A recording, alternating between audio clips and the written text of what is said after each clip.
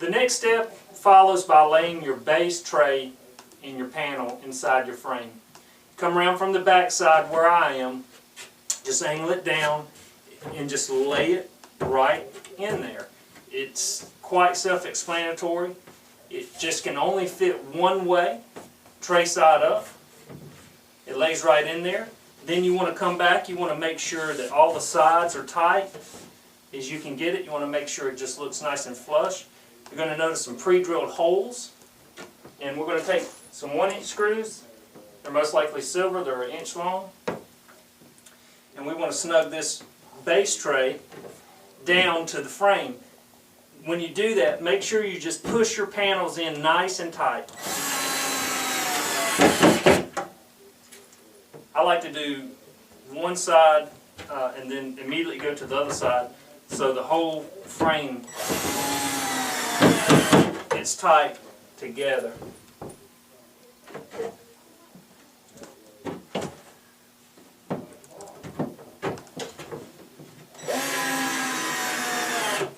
Remember, if you can snug it up, you want it snug. You don't want any gaps in between your side panels and either one of your tiers. You just keep it as tight as you can.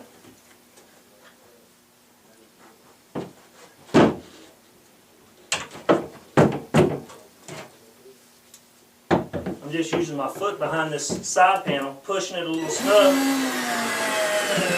It closed the gap up really nice.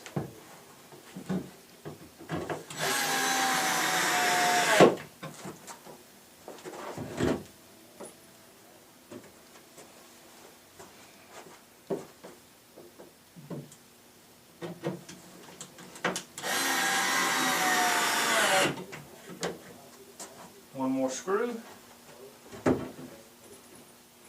What's great about it at this stage in the assembly is that now the side panel and the base, they've all connected to each other.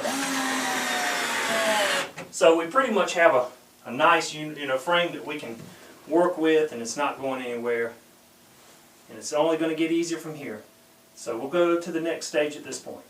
The second part is putting our second tier or top tier in to the Susan. You want to be at the back.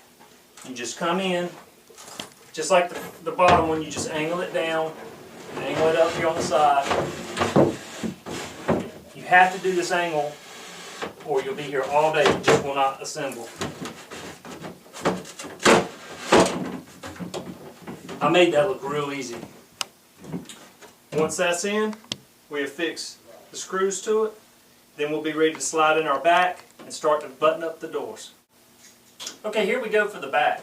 I pointed out earlier the miter on the left and right side. So you got your channels in the back, all the millwork has been completed. It should slide in those channels perfectly. Slide right down.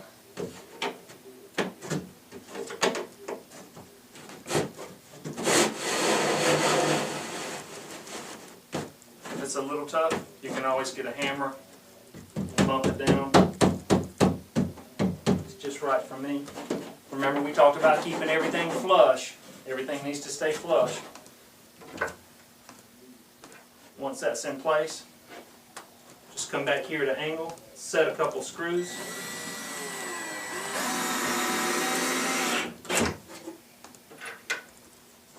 This area is hidden. It'll never be seen by the naked eye, so you don't have to concern yourself with the screws being visible from the outside.